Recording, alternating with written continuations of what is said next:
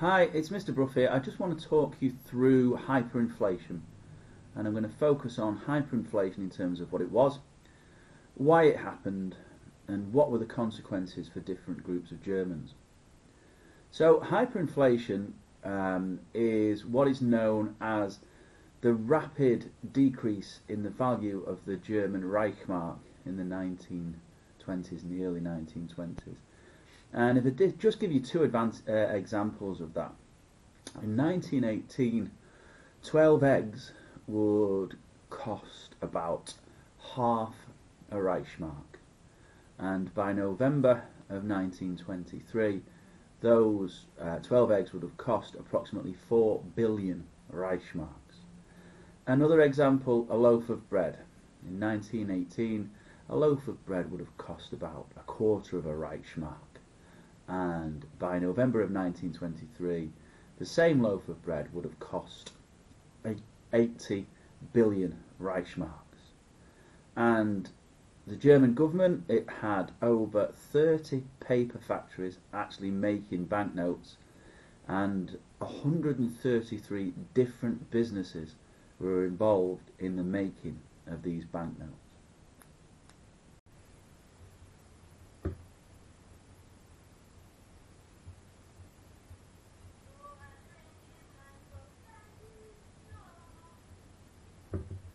So the question is, why did this hyperinflation happen? Now, inflation's normal. So the first game I ever went to at Old Trafford, I think it cost me £1.80 to get in. And obviously these days it cost me a great deal more. So inflation's normal, but hyperinflation isn't. And it's the relationship between how much money is in circulation and how many goods there are in circulation at the same time.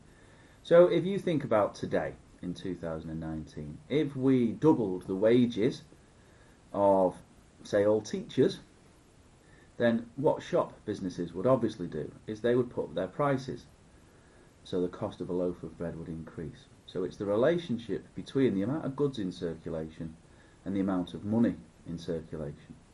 Now, what happened in the Weimar Republic is that this relationship was completely destroyed because of passive resistance. The German government had to try and peacefully resist the French and the Belgian invasion of the Ruhr, and to do so they asked German workers to go on strike. Now the effect of that was that the German economy ground to a halt. So the German economy production fell by 80%. At the same time, the German government had to pay the workers' wages, and the German government had to pay for coal coming from abroad, and therefore they took the disastrous decision at the time of passive resistance to massively increase the supply of money. So you've got way too much money chasing way too few goods, and that was the problem, and that was the cause of hyperinflation.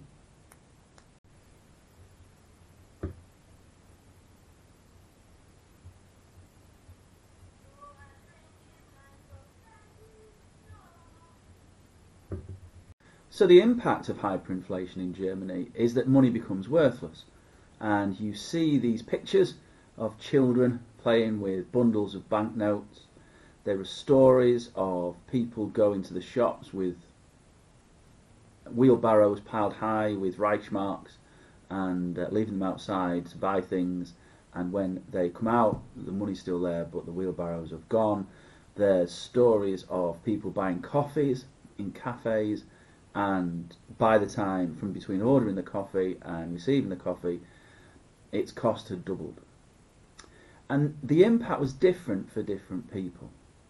So the people who were hit the most were the middle classes, the German middle classes. And a German middle class family, if they had savings of, say, 100,000 Reichsmarks, they would be considered to be really wealthy. But of course, by the end of 1923, 100,000 Reichsmarks will buy you nothing, so their entire life savings have been wiped out. Money became worthless, and so people started to swap, to barter. So if you are a German business owner or a factory owner and you've got goods to swap, you're in a better position than someone who doesn't.